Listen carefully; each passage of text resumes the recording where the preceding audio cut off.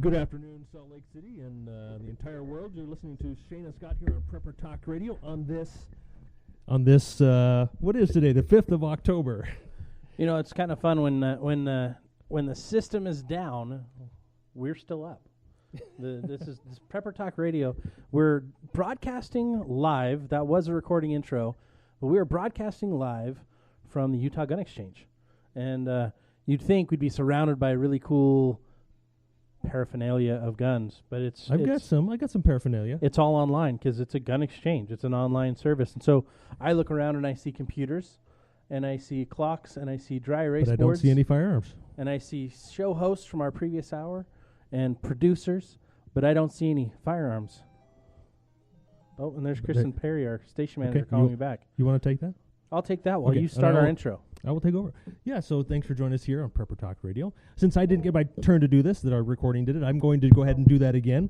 We've got Scott and Shane here as usual on this Friday. We missed you the past couple weeks as the station is in transition, and still in transition as we're in a temporary location here for now, as Scott said, at Utah Gun Exchange. So go check out utahgunexchange.com, and I actually have a couple of listings on there right now, which I'm not going to plug. But I do use Utah Gun Exchange on a regular basis, and I highly recommend it. It works very well, and it's nice and slick. And we will actually have a guest in our second hour. We're going to be on for 2 hours today. And yes, it's the double duty. Did you figure it out with Kristen there? Yes, she's actually on her way, so this will be fun. We'll all get to have Kristen on the air with us for just a few minutes. Okay, cool. So in our second hour, we're going to have, I believe it's Zane with Utah Gun Exchange on us for a couple of segments. We're going to talk about... we're going to call it Firearms Friday. That works for me. I was going to say we're going to kind of talk survival weapons, you know? Well, right. That's what we do. We talk about... we're Prepper Talk Radio. Survival, off-grid, homesteading, prepping. What other type of gun do you need other than survival-related guns? Well, the word need is an interesting word. I replaced want with need a long time ago, Shane. You should know that. I need to show you what I need to show you what I have in my bag here. I have, and let's get into that in the second hour. We'll get into that in the second hour. Yeah. So stay with us, guys. Stay with us. We got a 2-hour show. It's gonna be fun. You know how we like to talk guns. We do. Maybe we do it a little bit too much. But I don't know. I think we talk more financial crash than guns. Crass. Did I say crass? You did say crass. Must be cuss words when we talk finance. Oh, you're so crass. But today is going to be better because we're going to go more of the...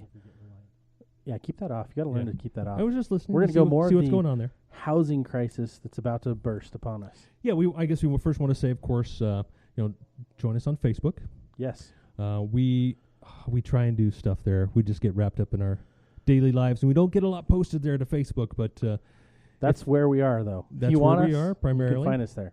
We do need to find some other alternative, as the future is uncertain when it comes to social media and how it's going to affect us preppers and such. Exactly. Well, I think today's a great day to be talking about preparedness. It's our rotating weekend coming up, which we'll get into that a little bit later. But I wanted to give a shout out to our good friends over at Emergency Essentials. Absolutely. Big sale going on. That's right. I was there yesterday. Of course, I got the mailer. And if you're, of course, outside of Utah, you may not get that mailer, but they do have a large online presence at beprepared.com. And you can get the mailer anywhere in the U.S. if you sign up for the mailer. But I believe the sale is mostly, well, I'll say mostly, is a lot of scratch and dents. So you can go get number 10. I got number 10 cans of pancake mix for $5. Holy crap. So some really good deals over there. Holy pancakes. Yeah. And... I was really quite surprised. I went over there, tried to get there early. It was starting yesterday early. I want to get there early. I did not expect that there'd be so many people there at the Orem location. It was... dude. It was... You've been living in Utah how long?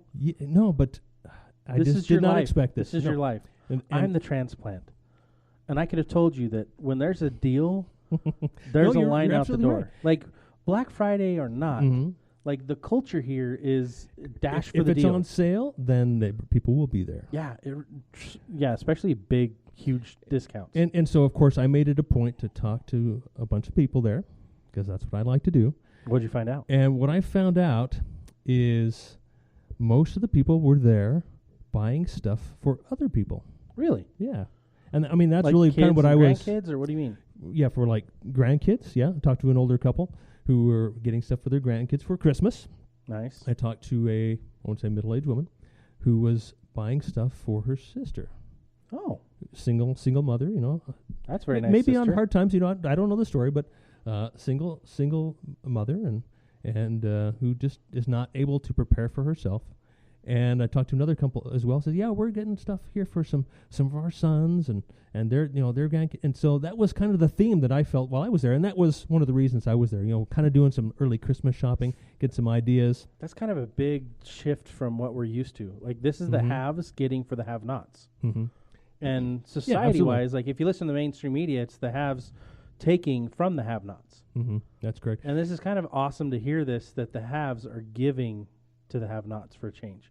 And there's more that's going on in the world than you realize and that we talk about. But I think we need to point that out, because that's the whole purpose of why we do the show, is to help those of you who are listening, those of you who are preparing, be able to help other people in the time of crisis. And that's why you started PrepperCon as well. Yeah. I mean, we'd like to, of course, we think about ourselves first. We need to get ourselves prepared, ready, right? You think of the analogy being on the airplane when if the oxygen mask were to drop, you put your mask on first before you help someone else with their mask on, right? Exactly. And so it's the same thing. You've got to get yourself to at least a reasonable level of preparedness, and then your thoughts should be turned. And I think they do naturally. If you're, I don't want to slander anyone. If you're a true prepper, right? Right. If you really have the mindset of a prepper, of course you think about yourself. Oh, I need this. Oh, we need this. The family needs this. We got to be prepared appropriately, and that tends to grow, and you see the need, see what's happening in the world. Oh, I need this. I need that. Yes. But once you get to a certain level, you're starting to think about others, and just like we've talked many times over the years, we talk about community, and that's about PrepperCon, helping others get prepared, but also helping others also strengthens us, because it can take the load off of us as well. What's funny, it's like my journey with my family, my immediate family.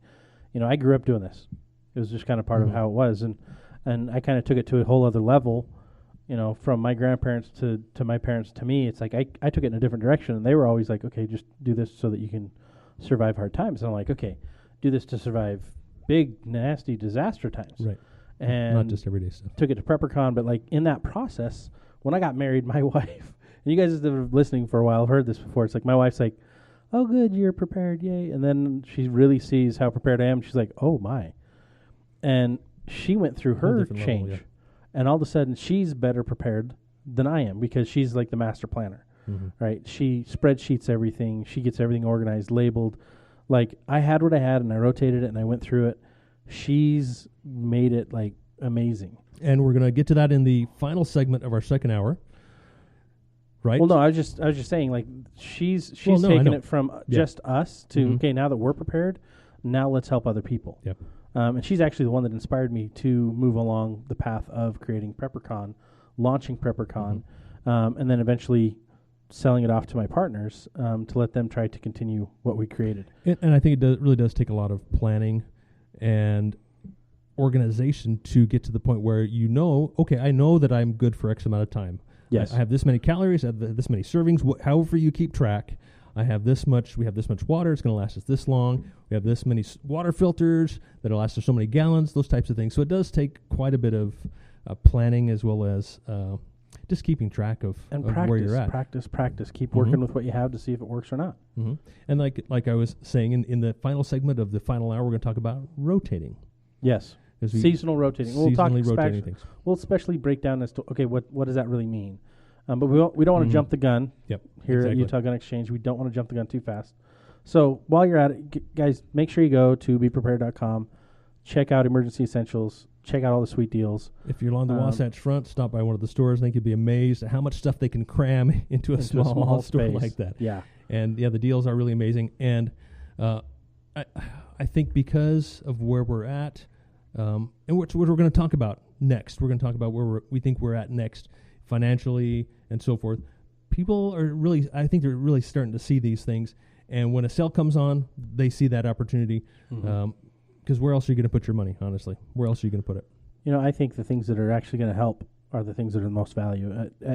I've got a lot of financial planners that shake their heads at me because they're like, well, why aren't you putting more money in the stocks? I'm like, why am I not putting more money in the toilet? Are you kidding? It's the same thing. Exactly. I'm investing in things that are long-term value, that are going to hold their value or keep me alive. And a stock certificate's not going to keep me alive, especially considering, what's the stat that you and I were talking about before the show is like, what, 80% of all IPOs right now? Yeah, one of the many factors that if you're watching, you're looking and seeing what's going on out there, the one thing, and we'll try to talk about as many as we can, that jumps out, that should stand out and should be a sore thumb is that, I think it's 86% of all new IPOs that are coming out right now, 86% of them have never made any profit. Yeah, are not making profit. They're debt driven, and their their IPO is to actually get money to pay the interest or to pay down the loans enough so they can get to a profitable position. And I think they're also referred to as a zombie company, whereas they are just barely making their payments on their interest payments on their loans. Mm-hmm. And so they're not making any money. And there's plenty of examples out there. Which is interesting, because isn't that how the federal government's operating financially? It's even worse. It's even worse. Right? Than that. That's the type that they're all following, and it doesn't work for the government. Why is it going to work for a company? Nobody cares about it. Nobody in the government. Let me restate that. No one in the government cares about the debt where we're at, that it's not payable, any of that stuff. But us as individuals, as individual families, we have to be hypersensitive to our own debt, to whether we can make it from month to month. Our goal is not to live from paycheck to paycheck, from month to month, right? It's to build a savings. Have 3 months, have 6 months, have a year's worth of savings, have a year's worth of food storage, or even go back really far, 7 years worth of food storage. We look to the past to prepare for the future, right. And you look back at your grandparents, you look back at my grandparents, you look back at their parents, and how did they strategize their finances? How did they budget? Well, let's jump right into the housing. Okay. I think that fits perfectly. Oh, yeah. Well, my grandparents bought their first house for, I think it was $2,000. Mm-hmm. My grandparents, I think they spent like $6,000 or $8,000. Yeah. On and first house. And this is up in Idaho Falls, Idaho. And then their second house they bought for like $3,500, $3,600. And they lived there and raised their family there until, about 10, 15 years ago. They finally moved. So they were there an awfully long time. That's where they raised all 5 of their kids. And then I look at my parents. My dad, he built his first home in Idaho Falls. And I remember it was like around $24,000, $25,000 for that house. Unfinished basement, but it was like a good 2,800 square feet, I think, for the whole house. Then we moved to Colorado. Living posh then, right? And move up from the little farmhouse to the 28 square. Well, no, my grandparents' house wasn't a farmhouse. The farmhouse was the generation before. Oh, okay. I'm the third generation off the farm. My grandparents are the first generation off. But the interesting thing is we bought our house in Colorado for like $78,000. And that was back when my dad would make about $35 a year. Mm-hmm. So again, this still is about 1984. Okay, and it's still about 2 years worth of income is what the house, but the price of the house was. Yeah. So for many years, many decades, the average price of a home was about 2 years of a standard salary. Well, here's the interesting thing: like it was probably a little over 2 years. It was probably like 2.5 years worth of income to cover the cost of the whole house, right? But the interesting thing is when they sold it. Mm-hmm. My dad's not making any much more than where he was then. Mm-hmm. The housing industry has changed completely.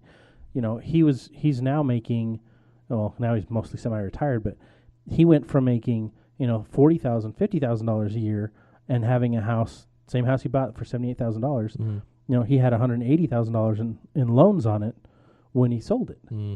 Because you refi and you take money out to survive, to get by. There's that evil word, equity. And you utilize that equity, which is really you're just taking a loan against yourself, because equity doesn't exist until you sell the home. Mm-hmm. It's all mythical and magical until then. Anyone that tells you otherwise is trying to get you to take out a loan. Yeah, the real estate industry in general. Scott and I know this industry well, and of course, lending industry, banking industry. They try to convince us to say, look at how much equity you have in your home. Let's utilize that equity, And you can get new windows. You can get new doors. You can get a new car. You can take that money and buy another property with it and leverage that property. But this is one thing I always told my clients. They would ask, is it now a good time to buy? I mean, prices are pretty high. Not that I'm not doing real estate anymore, but my advice to them was, debt is not a tool and your home is not an investment. Because, again, going back to the survival rules of 3, you got to have shelter. That's number one. You got to have shelter. So it's that's a staple my firm of life, belief. not an investment. Rental units, rental apartments, Mhm. those are investments. Mhm. Yeah, absolutely. But your primary home, primary you cannot home, treat it like it's an Not an investment. and tool is not a debt. A debt is not a tool. Tool is not a debt. Debt- You can buy tools on debt. Yeah, you can. That's And dumb, but you can do it. there we go. And buying anything on debt is dumb. So okay, so we're talking about kind of current housing situation, housing market, and of course here in Utah, that it's always been a hot topic. I got my real estate license in '94, and kind of rode that into the early 2000s, and things were so hot in the early 2000s up until 6, 7, 8.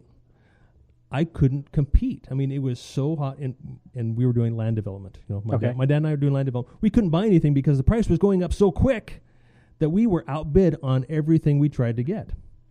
And so, looking back, hindsight's 2020, and now I can see the mania for what it was in the time. It was truly a mania. Can we then see that where we're at now? Or is our vision clear enough to where we can see clearly enough and compare it to what has happened in the past? Or are we blinded again by the thought of having so much equity in our homes that we can use it to buy boats or go on vacations or whatever? The equity, the financial situation is blinding, but also the status of home ownership. Mm-hmm. If you watch TV, if you watch the news, it's like now's the best time to buy a home. You need to own a home. Mm-hmm. It's more about the status of home ownership. Mm-hmm. And I think it's funny because the millennials get beat up left, right, and upside and down, right? And we tease the snowflakes section of that. But the larger portion of it are probably the more fiscally responsible demographic than I've ever seen, purely because they've seen the crashes that we had before, and they go, I don't want that. Mm-hmm. They see their parents struggling over their already tied finances, down. and they're like, I don't want that. In fact, I met a couple of girls the other day that they're just about to finish their bachelor's degrees, and both of them are like, oh, no, I'm looking to do a tiny home and travel the world and work remotely. I don't want to have to be torn down by one job for the rest of my life, and I don't want to be stuck in this $180,000, $200,000, $500,000 mortgage when there's life to be lived. Well, ever since the Great Recession, home ownership has dropped dramatically. I think right now it's at like a 50-year low, and I think it's like under 65%. Don't quote me on that, but from what I understand, it is in the low 60s, and it's a 50+ year low. So that's the toll that the previous recession, we won't call it a collapse because it should have been a collapse, right? And obviously that's the toll that it took manipulated on the real estate market, right? And even now, after 10 years of recovery, I'm doing the air quotes, finger quotes, of recovery, we still haven't, that home ownership is still extremely low. Well, and it's crazy because I told you earlier, I got an email just the other day. Stated income loans are back. Yep. And I'm like, are you kidding me? It's a variable rate loan that goes up after a year. And I'm like, okay, so your payment's what, $2,000 this year, but what's it going to be next year? $2,400, $2,800, adjust depending on where the interest rate. And we know the interest is only going up from here. Whether the Fed continues to raise rates or whether the market itself drives it up, which is going to, because banks. Another factor is these banks who are giving out these loans, their stocks are going down, their share prices are going down, their value is going down, because they're essentially insolvent. They don't have the equity, and they're over leveraged just like everybody else. Well, and that's because of the policies for the banks. They have to leverage to a certain degree, or the federal bank system will not allow them to receive more money to loan, which is where they make their money. They make their money off of interest rates, and they make their money off of fees. And that's why they're so hard to argue with when it's an overdraft fee or wire transfer fees. Like they try to nickel and dime you everywhere. Why? That's how they make their money. But we didn't have banks. We didn't need banks. A long time ago, people saved money on their own. They invested on their own. They borrowed from private lenders or from family, someone else who had when they needed to, and paid them back quickly. Quickly is the operative word. And now our market's leaning right back into the same problem we had before. And in other states, it's already going down. That's correct. Yeah, in the major metropolitan areas, East Coast, California, parts of Texas, the foreclosure rate is going up. Yes. It started to go up. And mortgage applications are going down. Interest rates are obviously going up on mortgages. And so they're coming up with everything they possibly can, like going to stated income loans again to try and generate more business, more loans. Yeah. And my question is, why? Because they've seen what happened before. So why are they doing it again? Well, they know they're going to get bailed out if there's a problem, right? They think they are. They've been trained to believe that way. Yep. And they know the only way for them to make money is to open more loans and then sell those loans off to other banks. That's a good point because just to say for these banks to stay solvent, they have to increase their business. They have to grow. They can't just maintain on their current income, collecting payments, interest rates, and what other loans that are out there now. They have to continue to grow. And just like our GDP, the United States GDP, and all these other countries, it has to grow. And I've always thought, okay, we're in a recession or even a depression, where our GDP is stagnant or it's even going backwards. I've always thought, okay, what's wrong with that? Life is that way. There's ups and there's downs. Why do we always have to be growing? And if we're not growing, we're in recession, and that's bad. So I've always wondered that, but I've learned what the truth is. The truth is because things have to grow every year because of inflation, because of interest, because of debt. And so looks like we've got a caller who want to get on the air here. Hang on a second. We'll since we're at our temporary studio here, we are figuring things out as we go. So our caller just called in. He didn't want to go on the air, but he asked, what is your feeling on credit unions? Credit union, no, that's a great question. I think credit unions are inherently more safe than large banks. Slightly more safe because they have different laws they have to abide by. They don't have to go through the federal FDIC.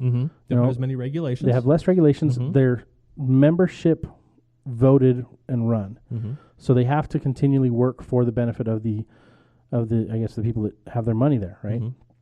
So I like those better than the regular banking system, but not by much. They are still FDIC insured, so they're still subject to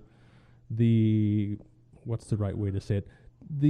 They're still subject to the major markets of the other markets, banks to the industry, to the banking world, to the financial world. They're still right, and it depends on what they've done with. But they're not as insured their money as high. Money. So like it's a different amount that they're insured to. The other problem is they're smaller. And so anytime that there's a financial crisis and there's runs on the bank, it's going to hit them a lot harder. It's going to hit the credit unions and knock those out first. The big banks are going to fail and fail bigger, and it's going to hurt a lot more people. I believe that's true. Thinking back to the Great Depression, those times, the first institutions to go out of business, I believe, were the small credit unions and the building and loans, like on. And here's the question: why? Why did they go out first? Well. Who were their creditors? I see where you're going with this. Their creditors were you and me. Well, their creditors were the bigger banks. Okay. The federal banking system, the larger banks, the international banking commissions. They would still bank with larger banks. They still had to have their money go through somewhere else. They still have to get their approvals from the other corporations. And when those guys are hurting, who are they going to do? What are they going to do? They're going to squish the little guys that need to give the money back to them. The same thing our banks are going to do to us is squish us and be like, sorry, that's just how it is. And that's a fact and I'm sure many of you have already heard of what bail-ins are, bail-in documents, that the banks, all banks, and I believe it applies to credit unions as well, are basically, when you're a depositor, you are not, and maybe credit unions are different this way, I don't know. This would be something to find out. But in a big bank, like Chase, whatever, when you deposit your money, that money belongs to the bank. It does not belong to you. You are an unsecured creditor of the bank. Well, let's and you're back it up. Lowest priority, further, right? No dollar, no $20 bill, no printed He's opening his document. Wallet. He's pulling out a belongs dollar bill. to us. Let me explain this. This note is legal tender for all debts, public and private. It is owned by the Federal Reserve because it says on the top, Federal Reserve note. What do we get a note for? Well, when we go to buy a home, we sign a trustee note. This is a promissory note that it could have up to $1 value and can be used, according to the Federal Reserve's rules, as legal tender for all debts, public and private. It is owned by the Federal Reserve and is It's due back to not them our money. with interest. And so we're only just walking around holding the Federal Reserve's money. So what we're discussing is really, I think, all of the little factors that are building up and piling up to the next crisis, to the next housing, and not just housing, in all financial markets. But I think the housing crisis is coming quicker. It's a leading indicator, absolutely. Yeah. I think it's coming quicker. It's going to be the first of the dominoes to really fall and be an issue. Excuse me, the most obvious to see. Mm-hmm.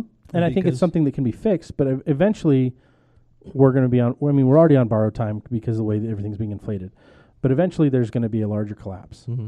And I guess let me say, kind of like my same advice to when I would advise my clients, is if you need a home, buy a home. We are at the top of the market. I think we're at a tipping point.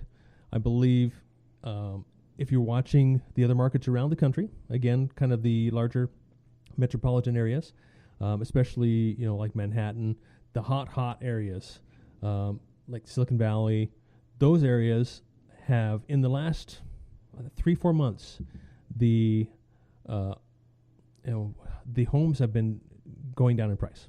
Right. So in the last month, I believe it was Redfin, which is a real estate, I don't know exactly what they do. Big giant analysis firm. Yes. They came out with stats that basically say that 1/4 of all listings, I think about 26% of all listings out there right now currently, lowered their price in the last month. Believable. And that's a pretty big chunk. That's not just 1 or 2 here and there. That's 26%. That's significant. But that's also typical of this time of year, that they'll be down, but it's usually 15% from what I remember last year and the year before. Okay, kind of an average. About 14 to 15%. So we're 10%, 11% above the average. Mm-hmm. And any realtors, if you guys want to call in and chime in on that, or lenders want to chime in on that, the number is 801-253-4883. Yeah. And give us better stats than what we're trying to recall. And we know we'd Utah appreciate that. Is typically a bit of an anomaly because we're so robust here. Our market's good. Our jobs are good. Our economy here is probably better than most others, and so we tend to outlast or become affected by these downturns in the market later than other states. And Utah is well run relatively. I'll just stop there. But we have a surplus, but we also have bad roads, terrible roads. But we also have a lot of debt and not enough education. We won't get into that either. Yeah.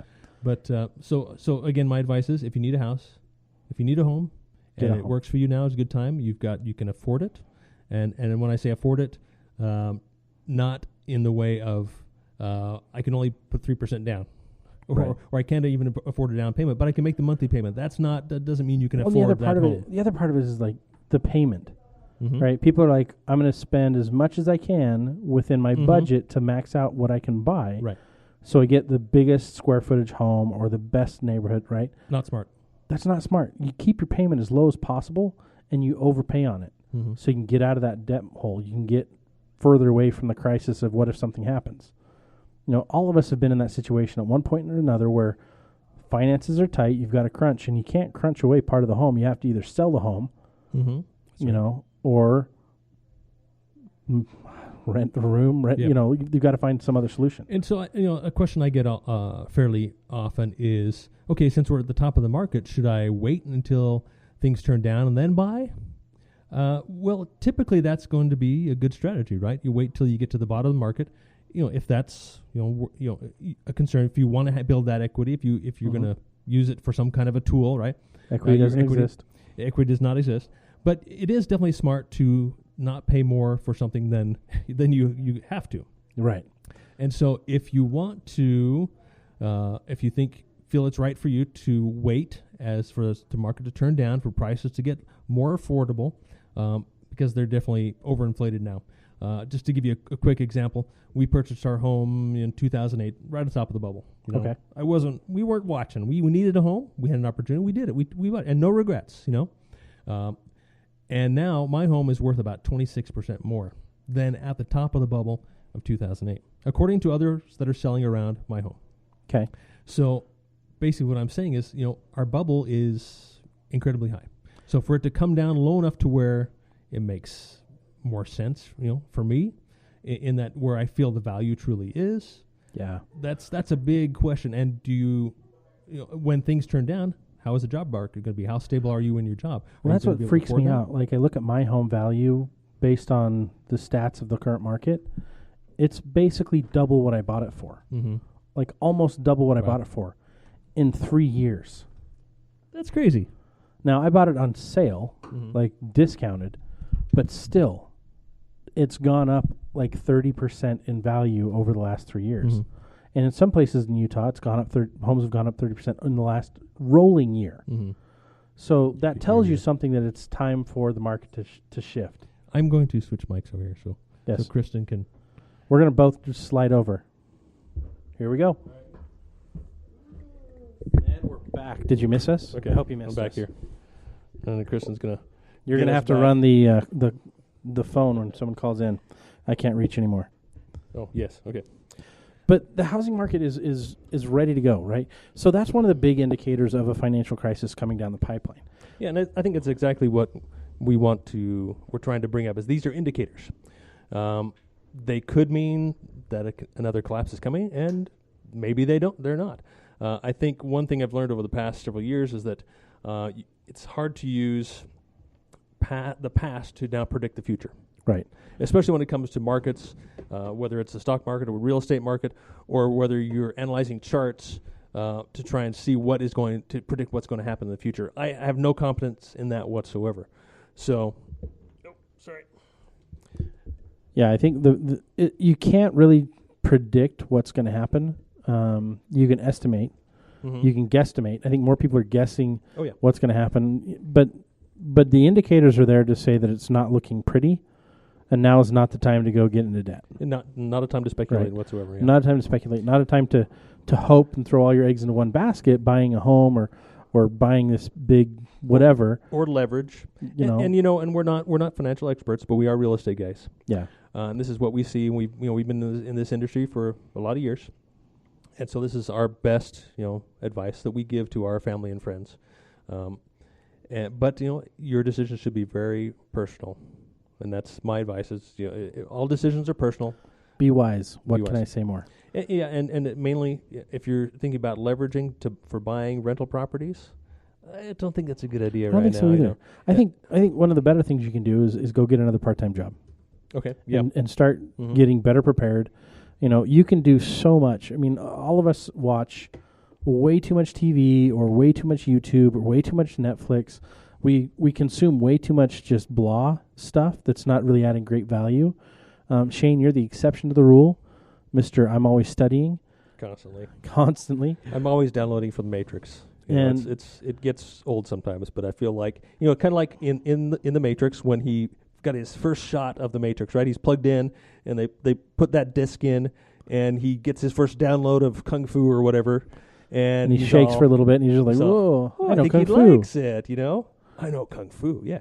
Yeah, you do. I kind of feel that way, at times where I learn something new and it may be just something small from an entire video, but man, it was worth it, and that whole picture starts to come together a little bit better. And that's kind of why one of the reasons why I like to do that and to share that with you here on our live broadcast is, I think I have a pretty good view of the what's really happening all over the globe and in all markets. And if that's the clarity is markets. Like your focus is, you're really hyper focused in on the finance markets, right? That's where your core for preparedness comes from. And that's where, I don't know, I'm driven there. You know? That's where it pulls me in because I think and I know I've mentioned it before on the show, is that's where I think, or I feel things are going to start. Whether it's real estate, whether it's the bond market. It's all the same. Whether it's in emerging markets. Right. It's all kind of the same. And they're so interconnected, intertwined, that when one starts to go down, it's going to pull the rest of them down. But we never know to what extent, the extent the powers that be and those who create the money will go to prop the system up. So, like I said, it's finally out. So get out there and enjoy. All right, we are back. Sorry about that. What do you want to call it? An interruption there. Our previously scheduled commercials finally got working, and the only reason they did was because Kristen came to save us. Our station manager our mastermind producer and all-around good gal. Thank you, Kristen, for being here to help save us. We are at the temporary studio here at the Utah Gun Exchange. And hopefully next Friday, and I was just in the conversation with Kristen talking about this, see if we'd be back up again next Friday. Absolutely. Well, either here or there. Okay, we'll be either here or at the new place as we are moving to a new location, new permanent location. Sorry, go ahead. And in fact, this is awesome. So if you love your freedom, obviously so do we. I mean, that's all we talk about all the time, right? So we are here broadcasting, K-Talk Media broadcasting, and not just broadcasting, but fighting for it. So don't just listen to us. We actually need your help to spread the word. Tell your family, tell your friends, tell them to listen. Download the K-Talk Media app. Listen online. Go to Facebook at K-Talk Utah. Twitter is KTKK. Instagram or Snapchat, K-Talk Media. And if you have or know a great company that would like to advertise on our amazing platform, it's not just the radio, but we also have that digital simulcast. And then we have everything auxiliary. Everything's archived. And so with the archive, their commercials will run forever. And tell you what, we've got people that are listening to our show from 3 years ago that are commenting and emailing us asking questions. So those things stay forever. So if you know anyone that wants to advertise or should advertise through us, have them go to the website, ktalkmedia.com, and connect with our sales team. So we need your support. Thanks for helping us fight for the voice of freedom and keep the fight strong.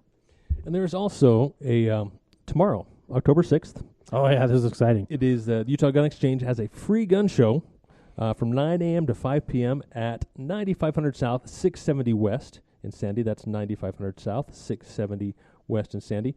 It looks like we got free breakfast, free carnival, free entry for giveaways. Looks like carnival-style gun show and trade event. Looks like there'll be 100 or so vendors here giving away ammo, free entertainment. Let's see what else. And I'm reading this as we go here. So rock climbers, RC rock climbers, to get your face painted, have custom balloons made. Sounds like lots of fun stuff out here. Bounce houses. I don't know about you, but they had me at free entry and free breakfast and free carnival. Tomorrow, Saturday, October 6th, here at the Utah Gun Exchange, 9500 South, 670 West in Sandy. You know, they've got a good-sized parking lot. It's probably going to be full of all kinds of fun and games. According to that, it will be full of all kinds of fun and games. Well, if there's 100 vendors here, it's going to be packed. It's going to be huge. So get on down here tomorrow. Now, in the meantime, get on and listen to what we're saying. Tell all your friends to start following us. You know, Prepper Talk Radio, we are all about the community, all about helping out.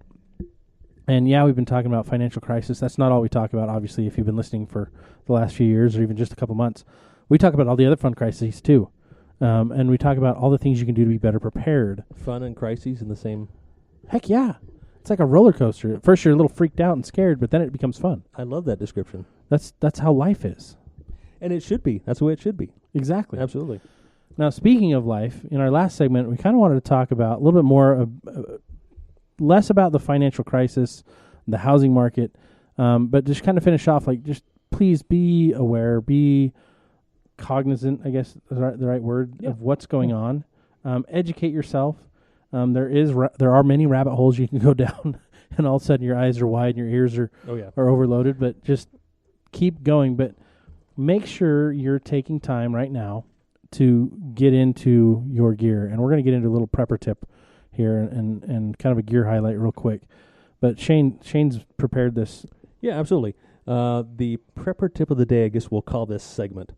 One thing that that we talk about is home security. Mm-hmm. It's important to keep your home secure, keep the doors locked, and so forth. But the aspect I want to talk about today is your garage door in particular. It's one of the most vulnerable spots on your house, and people don't pay attention to it. Yeah, that and the bathroom windows, because for some reason people leave those open all the time. Oh, yeah, to ventilate the moisture out there. The stink. Yeah. The stink or the moisture from the or steam.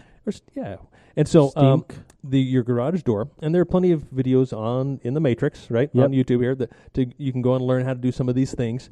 I'm just going to keep this kind of short and sweet. Most or all garage doors have an emergency release lever, right? And bad guys know this. And if you take a coat hanger, it can be slid through the opening at the top of the door, and those who know what they're doing can release your emergency release handle and lift your garage door up. So there are, again, little videos on YouTube where you can take a zip tie and you can zip tie that in place where it is harder to pull down. You can still pull it down and break that zip tie yourself, but it cannot be broken with a simple coat hanger. Right. So one simple thing, way to secure your garage door, especially if you have windows at the top of your garage door and you can see, they can see that disconnect. That's really easy to pull that disconnect with a wire of some sort. So take that precaution. Another thing also is garage door openers, use frequencies, right? That frequency can be captured by nefarious parties and then rebroadcast. So when you're not there, they can capture it when you push the button. If they're sitting nearby, they can capture that frequency and then rebroadcast it, after you leave, and you have easy access to your home. Because most people will leave, I know we do it a lot of the time, leave the door into the house from the garage unlocked, especially when you leave. We don't always lock that door. And once they get the garage door open, you got free reign to the house. They can even park in the garage, load up their vehicle, and very discreetly drive away with a lot of your valuables. So if you're really concerned about that, there are garage door openers out there that can rotate code. The code rotates so that it's a different code every time you push the button. So when it gets captured, they'll be rebroadcasting the wrong code, and it's much more secure that way. So it eventually will be right, but it's usually like hundreds of thousands, millions of combinations. Tries later, they might get it. Yeah. I've gone ahead and I've actually already posted one of those videos to our Facebook page. So find us. Oh, cool. Facebook.com/Prepper Talk Radio, and you will get to see what we're talking about here. And for me at our home, when we go on longer vacations, I've actually you go to Home Depot or Lowe's or wherever, and you can find call it a deadbolt for your garage door. It's a lever that you can bolt onto the either side of your door, both sides, and it will fit through a slot that's already built into the track of your garage door. Yeah. So you slide the lever over, and the door's not going anywhere unless you unlock it, pull the lever back, and you can lock one side or lock both sides. And how handy would that be? Super quick and easy in a grid down scenario. Yeah, absolutely. Secure the garage door, run those bolts in, and nobody's opening that door. Yeah. As well as on regular vacation. Obviously, you want to secure your home as best you can. We all take the precautions we go through. Hopefully, every night before you go to bed, you go through and make sure all the windows are closed, all the access points are locked, so that your family and your loved ones are safe. But how many of us actually check to make sure our garage door is really secure? And another thought is, if you're parking outside of your garage and your garage door opener is inside your car, how easy is it for someone to break into your car, take your garage door opener, and open the garage door, and then walk into your house? Are you locking that deadbolt in your garage door, the access door into your home at night? Hopefully, you have a deadbolt on there, and not just a regular doorknob lock, because you got two layers there. Why would I need a deadbolt? No, I think it's important to have a deadbolt on there as well, and maybe even additional locks on that door as well, and a nice steel door. Absolutely. To keep people from getting into your house. In your garage, okay, that's one thing, they can steal stuff, but if they break into the house where the kids are, that's a whole stuff's issue. Replaceable, but family's not. And you don't want to have to shoot anybody. Yeah, you can say, I've got guns in the house. Speaking of shooting somebody, but you don't want to have to shoot anybody. Did you hear about the Starbucks shooting? I did. Yep. So I was actually driving right by it after it happened. Yep. And the police were all there. And so for those of you not paying attention to the local news, this is why Utah Gun Exchange is so important. Why preparedness is so important. A crazed lunatic who was basically high on some kind of drug, they didn't explain what it was yet, came into Starbucks and immediately started assaulting one of the baristas. And a do-gooder was there and armed, and no one could get this guy to stop and stand down. He was crazy. I shouldn't say crazy. He was drugged. The guy was high off his kite, and the do-gooder shot him in the chest, which stopped him for a little while. But the police had to use multiple tasers and 4 officers to restrain this guy. And they're like, he's incredibly strong. He's out of control. He doesn't even know what he's doing, and he's shot into the chest and still going forward. And what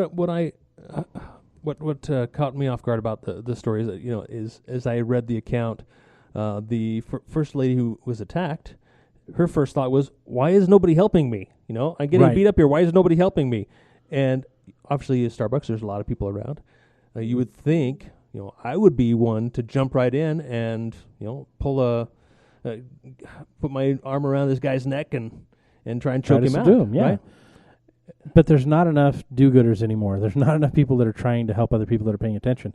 That's the other thing is secure your home, but also secure your surroundings. Pay attention to what's going on around you.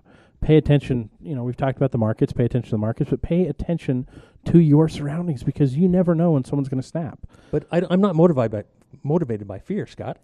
Well, that's not fear. That's vigilance. Vigilance is keeping your family and those around you safe. I don't want to live like that.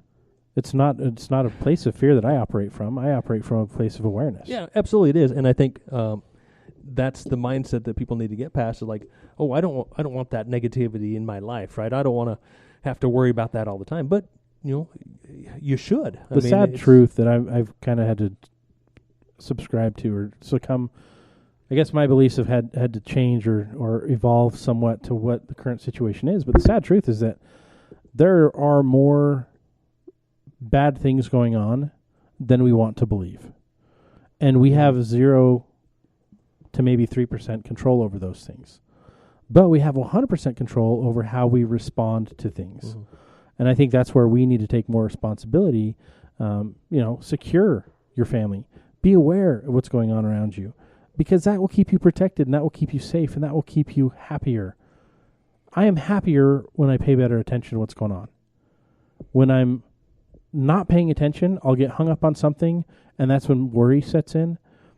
When you're more aware of what's going on and you're more well-rounded and you're more engaged, things are generally a lot better. Well, I think our electronics are very distracting that way in that you're not present. When you're there, you're not present. Like I imagine there were, a dozen people or so sitting around with their heads in the computer, laptops or in their phones or whatever. And when something happened, it caught them totally off guard that they didn't really even understand. It didn't compute. It doesn't. So I don't understand what's going on. They couldn't fight or flight. They were frozen. Yeah, exactly. Because they were not present. They weren't even there. They were somewhere else. Disassociated so far. Yeah, I think that's a good way to put it. Is they were disassociated. So when that event happened, they're like, they couldn't even think. Really, their thought process there was no process happening at all during that. Like, what should I do? Should I jump on this guy's back, or should I yell for somebody to help? You're right there. You're help. You are help. You are help. You don't need to run for help. You are help. And if you were the only one there for help, you can't go for help. You have to be the help. You are the help. Yeah. Right? You have to be the help. Ladies and gentlemen, you are responsible to help those around you. I don't care your political affiliation, your religious affiliation, whether you like it or not. You need to be able to help other people. And if you're not taking measures and taking steps to keep yourself aware and keep yourself alert, it's to your own demise and your own downfall. It's such a great opportunity you have right now when nothing is going bad specifically for you that you can take a little time and effort and you can be okay with things. You can, Stan Pruitt, Urban Survivors, great example. He trains every day. Why?